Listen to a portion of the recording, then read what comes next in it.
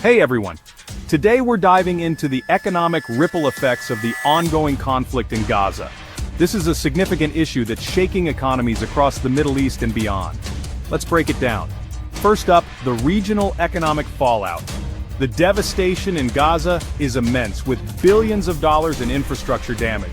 This destruction isn't just confined to Gaza, though. Neighboring countries like Israel, Lebanon, and Egypt are also feeling the economic heat.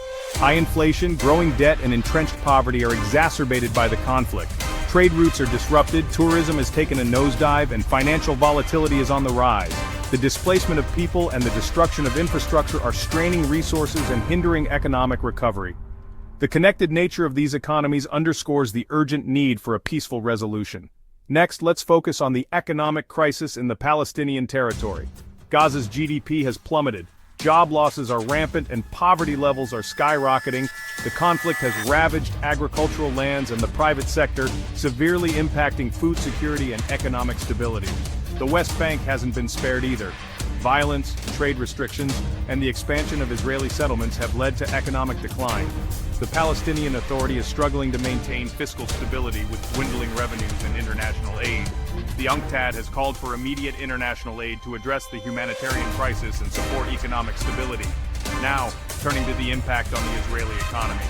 The financial burden of the Gaza war on Israel is massive, with costs projected to reach hundreds of billions by next year.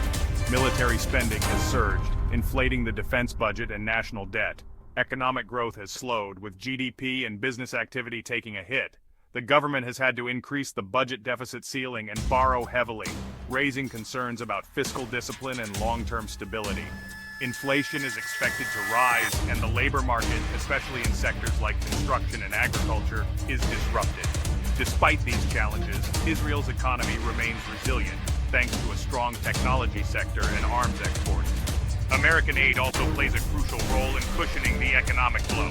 However, the long-term outlook remains uncertain. Interestingly, while Egypt and Jordan have faced disruptions due to assaults on maritime traffic in the Red Sea by Yemeni Houthi forces, they've also received significant financial aid from international organizations and Gulf Arab nations, buffering some of the economic impact. Lebanon and Syria, already in dire economic straits, have seen negligible changes due to the conflict. On a global scale, we've seen increased financial market volatility, a spike in energy prices, and a slump in tourism and travel revenue. Trade and global supply chains are interrupted, insurance costs are up, recession risks are climbing, and inflation persists. Businesses face rising operational costs and delays in decision-making. There's clear evidence of inflationary pressures and GDP fluctuations transmitting to other countries during the conflict. In summary, the Gaza conflict's economic impact is far-reaching, touching lives and economies across the region and the globe. It's a complex issue with no easy solutions, underscoring the need for a peaceful resolution to stabilize the region and support those most affected.